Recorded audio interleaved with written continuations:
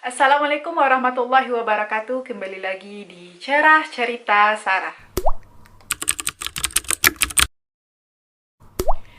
Halo teman-teman semuanya. Di video kali ini aku mau bercerita tentang seseorang yang akan diutus oleh Allah Subhanahu wa taala sebagai pemimpin dari umat muslim di masa sebelum keluarnya Dajjal. Nah, teman-teman pasti sudah tahu kan siapa Dajjal, yaitu makhluk yang akan muncul sebelum datangnya hari kiamat, sesuai dengan kepercayaan umat muslim.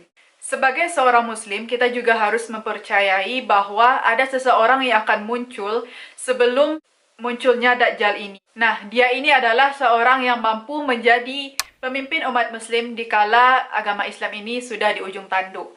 Pada saat itu, agama Islam ini sudah hancur. Di dunia ini sudah banyak kehancuran, kezaliman, perbuatan-perbuatan yang keji, dosa-dosa besar itu sudah merajalela.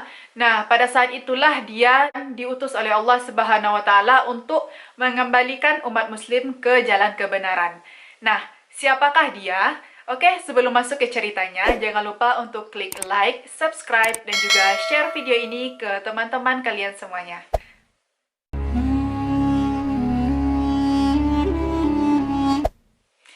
Dia dikenal dengan sebutan Imam Mahdi. Nah, sebenarnya Imam Mahdi ini bukanlah sebuah nama. Ini merupakan gelar yang disematkan kepada orang tersebut.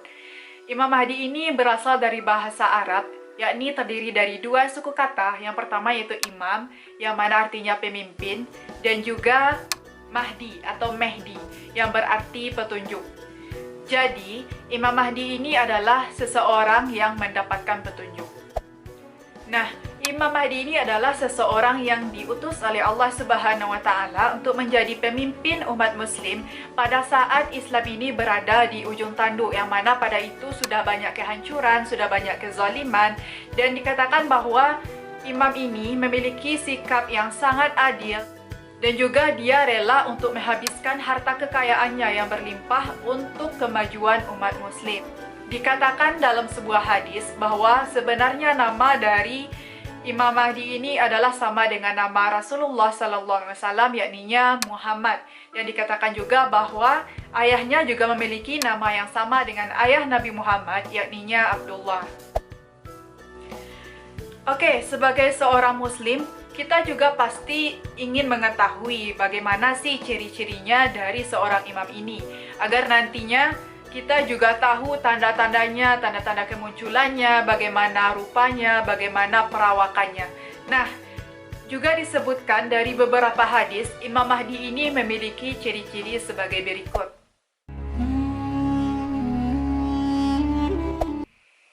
Menurut penjelasan dari Rasulullah SAW, dikatakan bahwa Imam Mahdi ini yang penting adalah salah satu dari umat Rasulullah SAW, dan juga dikatakan dia masih termasuk kepada cucu dari Rasulullah SAW.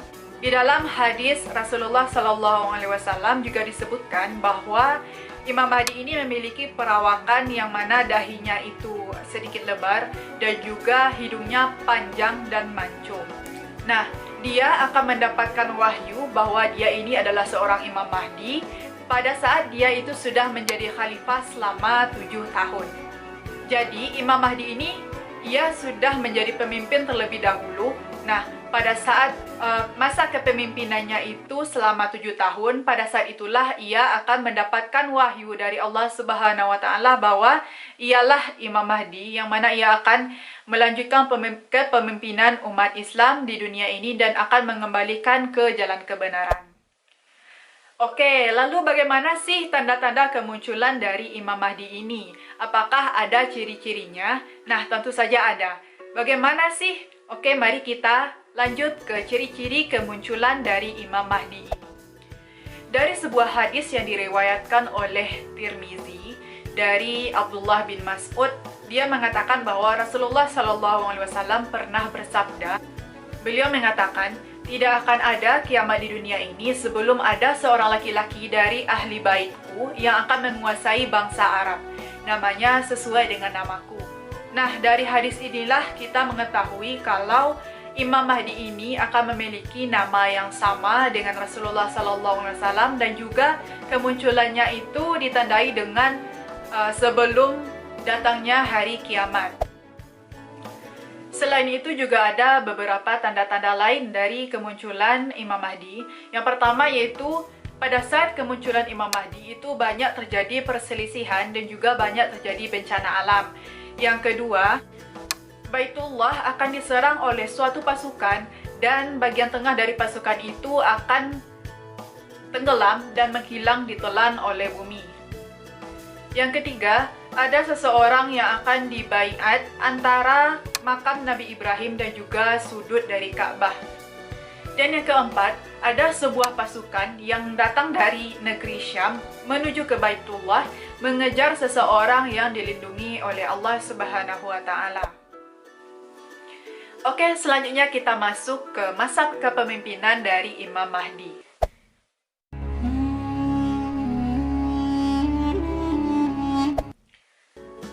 Dari beberapa riwayat disebutkan bahwa Imam Mahdi ini akan memimpin selama 7 tahun atau 8 tahun atau 9 tahun.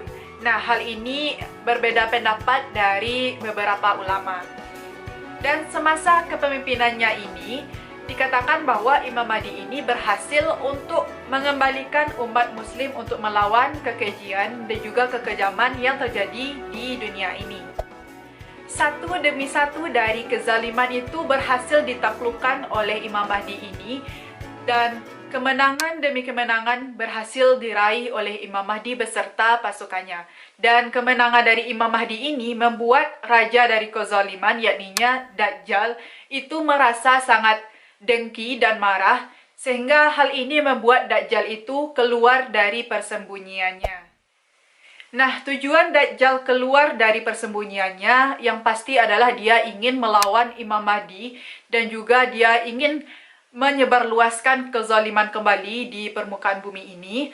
Nah, akan tetapi Imam Mahdi ini bukan merupakan seseorang lawan yang sepadan dengan Dajjal. Oleh karena itu Allah Subhanahu wa Ta'ala menurunkan kembali Nabi Isa alaihissalam untuk melawan Dajjal.